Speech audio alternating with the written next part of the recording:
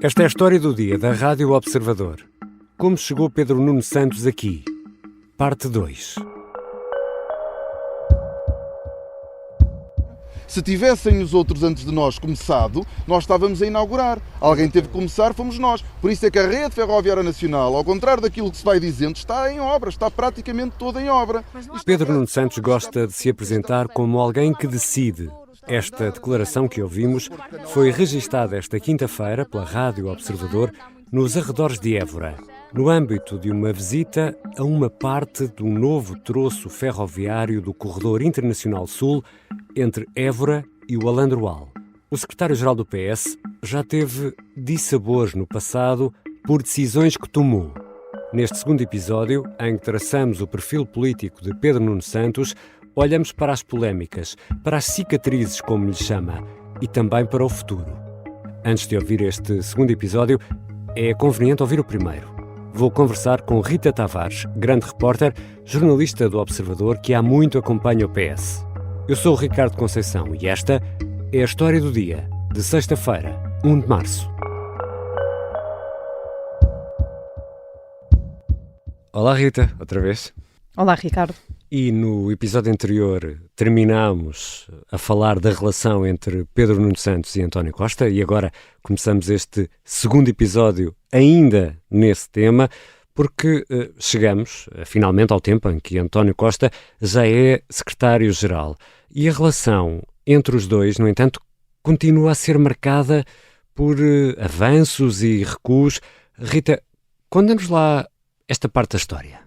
Nesse novo tempo que seguiu, a relação teve momentos de maior tensão, desde logo depois no Congresso de 2018, em que Pedro Nuno Santos estava alegremente a levantar voo para a sucessão, a tentar protagonizar esse Congresso, e já havia algumas picardias até anteriores ao Congresso entre ele e Augusto Santos Silva, com artigos publicados em jornais. Caras e caros camaradas, isto não é populismo, isto não é radicalismo, isto é ser socialista. A definir qual é que deveria ser o posicionamento ideológico no PS a cada momento, e António Costa do palco lhe disse e avisou que não tinha metido os papéis para a reforma, tentando deitar algum gelo sobre as ambições de Pedro Nuno Santos. E é muito gratificante ver, anunciando desde já que não meti os papéis para a reforma, que podemos olhar para o nosso futuro com enorme tranquilidade e satisfação. Depois, durante a governação, não tanto na era da geringonça, mas mais quando Pedro Nuno Santos subiu a ministro, a maior tensão talvez tenha sido o episódio do novo aeroporto. Já lá vamos a esse episódio. Queria ainda voltar aqui um bocadinho atrás a 2015, Rita Tavares, porque apesar dessas tensões e disso tudo, António Costa vai buscar Pedro Nuno Santos para o governo, não é? Não. Sim, António Costa é, como se percebeu por este episódio de 2013, um pragmático. E faz uma boa leitura tática da situação. Sobre quem é que é útil a cada momento, e Pedro Nuno Santos interessava-lhe, era uma peça importante naquela altura para a aproximação, sobretudo ao Bloco de Esquerda. Com o PCP, António Costa tinha uma ligação mais próxima e conseguia fazer esse contacto. Para o Bloco de Esquerda, contava com Pedro Nuno Santos para fazer essa aproximação, até porque na faculdade fazia parte de um grupo de amigos com alguns elementos que estavam na direção do Bloco e podia fazer a tal ponte numa altura em que Costa precisava de ter a esquerda consigo para ter o apoio maioritário no Parlamento. Tinha perdido as eleições de 2015 e deu aquela volta para conseguir chegar ao governo, e Pedro Nuno Santos foi o pivô da geringonça. Ele assume o cargo de Secretário de Estado dos Assuntos Parlamentares, nessa altura, em 2015, e é aí claramente, que, como estavas a explicar, Rita, ele no fundo afirma-se como o grande obreiro da geringonça, ou seja, ele é uma espécie de gaspiadeira, é uma espécie de operário que mantém tudo a máquina a funcionar e vai cozendo essa aliança, não é? Sempre em coordenação direta com o Primeiro-Ministro, ou seja, ele era uma figura que falava diretamente, era um elemento do governo que falava diretamente com António Costa e que tinha essa relação de proximidade, foi mais fundada aí, e estava à frente das reuniões políticas muito tensas, sobretudo em períodos orçamentais, com o Bloco de Esquerda, o PCP, e menos tensas, provavelmente, com o Partido dos Ecologistas aos Verdes, mas lembramos-nos de o ver, não é, nas imagens, televisivas, desafiador, para as câmaras, a fazer o número com os dedos de orçamentos já aprovados pela geringonça, numa provocação clara aos que, sobretudo à direita, tinham dito que a solução de Costa teria vida curta e não passaria além do primeiro orçamento do Estado. Afinal, entre todas, curiosamente, foi aquela que durou mais. E é por isso que, quando Pedro Nuno olha para o seu percurso agora, deste momento em que estamos, é sobretudo esse legado que quer valorizar.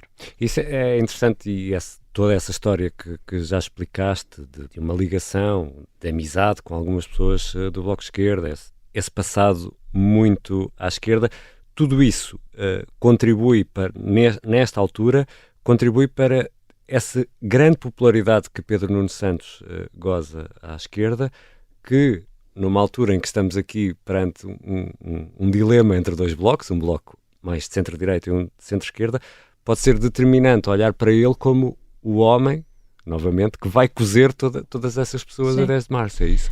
E há muita ironia nisto, não é? Porque depois da discussão que se teve em 2015, na altura da formação do governo, sobre a esquerda e sobre a capacidade da esquerda se congregar, havia algumas experiências autárquicas até em Lisboa. Sim, e António Costa tinha estado nessa negociação. Começam com Jorge Sampaio, não é? Sim, e de que António Costa estava à frente, esteve à frente também, esteve no grupo que esteve nessas negociações e até cruzando-se com algumas pessoas com que depois se cruzou em 2015. Mas a ironia está no facto da esquerda que não se entendia ser agora o maior trunfo que o Partido Socialista tem para ser uma alternativa a uma maioria de direita. Era a solução mais instável, mas a única que permitiu a tal governação de 4 anos. Aliás, se olharmos para a história, além das maiorias de Cavaco e da de Sócrates e da coligação de Pedro Passos Coelho em 2011, também houve outras soluções aparentemente periclitantes que conseguiram fazer cumprir mandatos, não é? A governação a Guterres, a geringonça, e a esquerda tem aparecido agora muito alinhada, o que também tem a sua graça, porque aparece sem vergonha em assumir esse objetivo. Já percebemos que Pedro Nuno Santos falava diretamente com António Costa, que ele era o pivô da geringonça, era alguém com poder e com pensamento muito transparente dentro daquilo que é o Partido Socialista, mas temos de falar também da questão do aeroporto.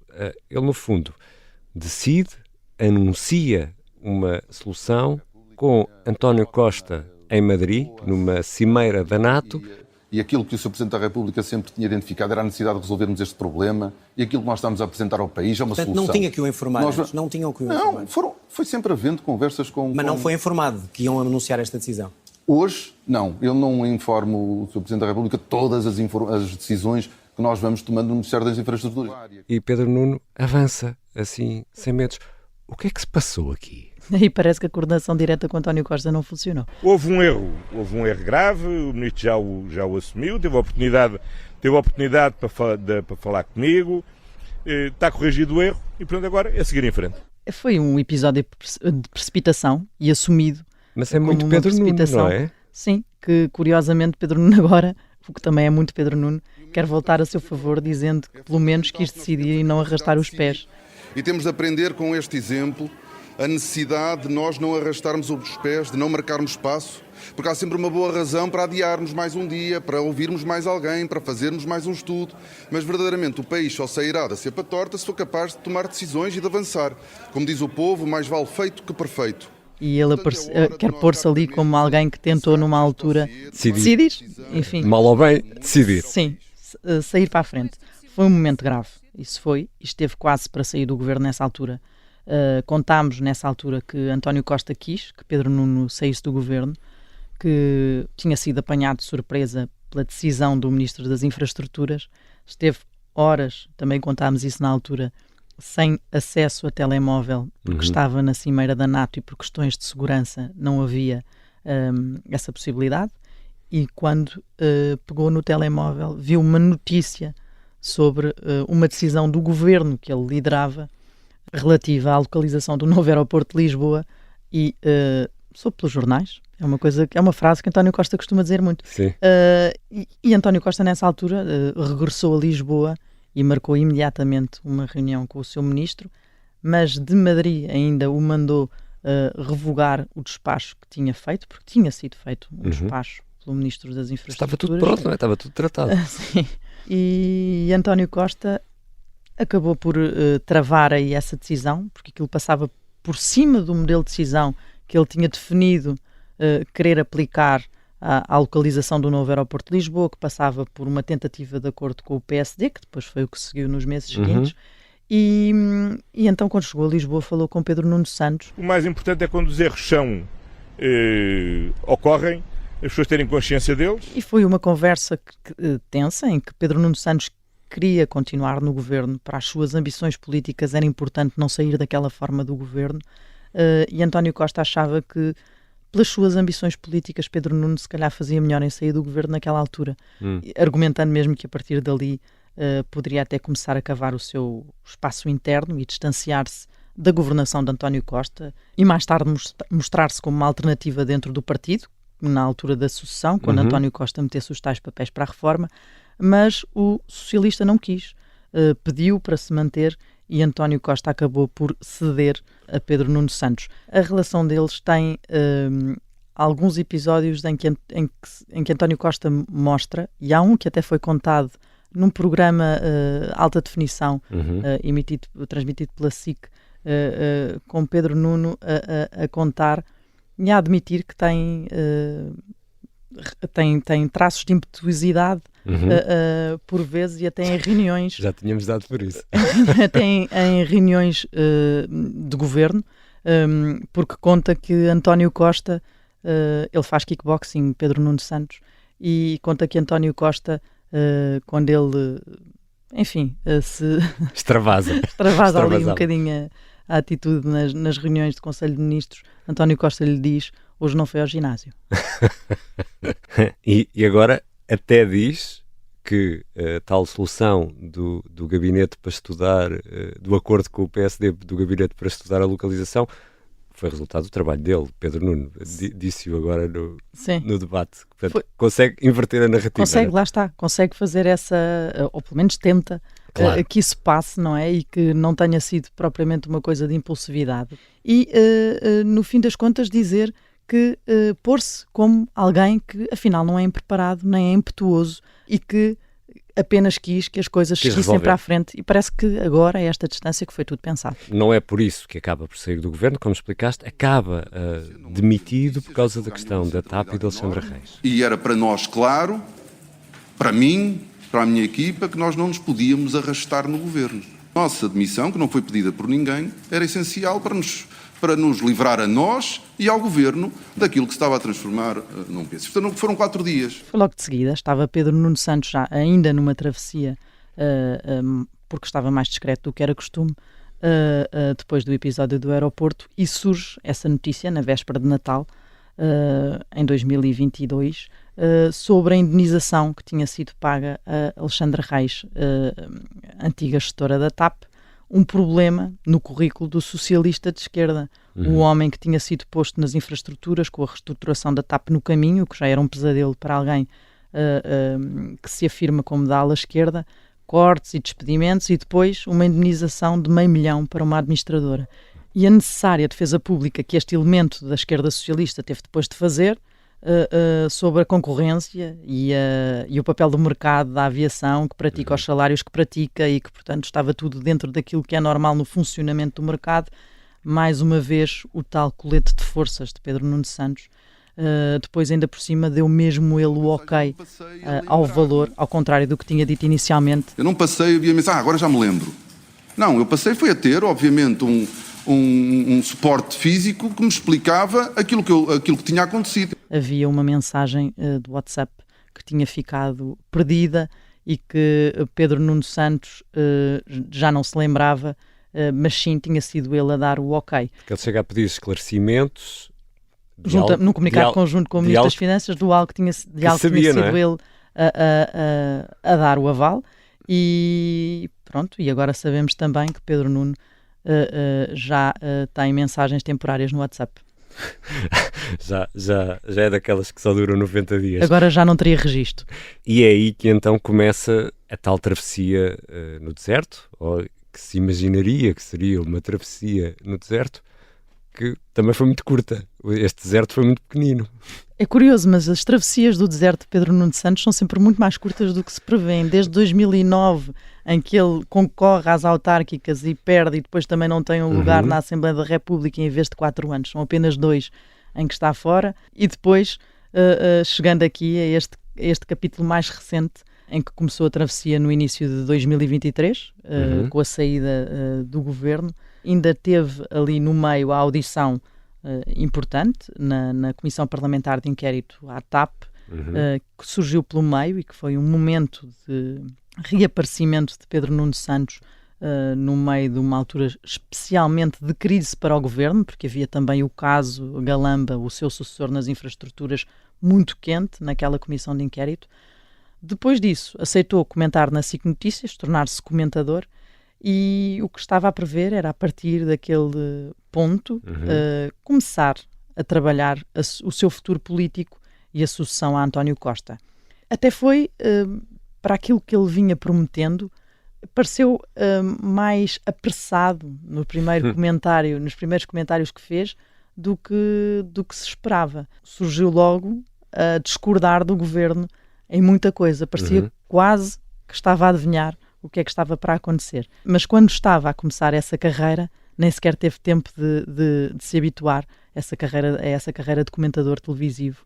Começou em outubro e a 7 de novembro, aconteceu o que todos sabemos. O 7 de novembro, a queda do governo, a queda de António Costa, aí não sei se sabemos onde é que ele estava, Pedro Nuno Santos. Sabemos que estava a almoçar num restaurante em Lisboa, quando soube que António Costa ia demitir-se do cargo de primeiro-ministro, e sabemos também que o telefone de Pedro Nuno Santos começou logo a tocar. Essas chamadas, esses toques no telemóvel, imagino eu, dirás tu, Rita Tavares, foram uma espécie de sinos a rebate, a dizer, é agora é a minha altura, é isso? Não teve dúvida. Os sinos a rebate de um PS em choque, que sabia que existia alguém que se tinha preparado durante anos, mas também se questionava ao mesmo tempo se já teria passado o tempo suficiente desde as crises em que tinha estado envolvido, as crises políticas em que tinha estado envolvido, e que o marcaram tão negativamente nesta sua carreira política. Não estavam, evidentemente, ultrapassadas, tinha passado muito pouco tempo, passou muito pouco tempo. Há um ano estávamos aqui, rápido, neste mesmo estúdio, a falar da questão de Alexandra Reis. As cicatrizes estão frescas, muito frescas. A cicatriz é a expressão que ele usou para assumir esse passado recente e tentar sacudir o fantasma dos ombros. Conhecem a minha vontade de fazer acontecer e os meus sucessos. Conhecem também os meus erros e as minhas cicatrizes. Pedro Nuno Santos assumiu isso e nestes dias de campanha temos visto como têm sido aproveitadas pela oposição. Em sua defesa, Pedro Nuno diz que só erra quem não decide. Lá está, tenta contrariar a ideia do impreparado com alguém que está mais preparado do que outros, que está a ver muito mais à frente. Agora, a parte mais importante, a da avaliação final de todas essas decisões, indecisões e não decisões de Pedro Nuno Santos, não está nas suas mãos. E agora, o que vai ser de Pedro Nuno Santos depois da noite de 10 de março, depois das eleições? Não sabemos, mas temos uma certeza. Se não conseguir o que quer, que é ser primeiro-ministro, será líder da oposição. E isso tem sido pouco referido, mas é a pergunta da praxe em qualquer campanha a um candidato, é que se perder, o que é que faz?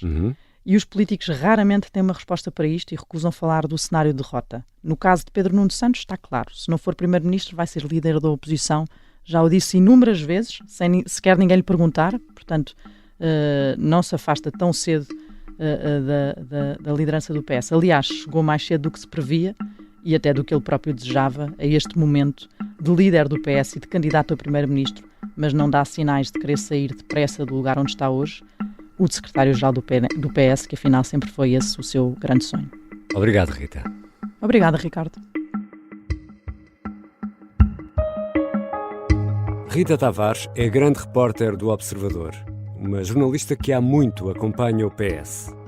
Esta foi a história do dia. Neste episódio, usámos sons do Observador, da RTP, da ARTV, TVI e do canal de YouTube de Pedro Nuno Santos. A sonoplastia é do Artur Costa, a música do genérico do João Ribeiro. Eu sou o Ricardo Conceição. Até segunda.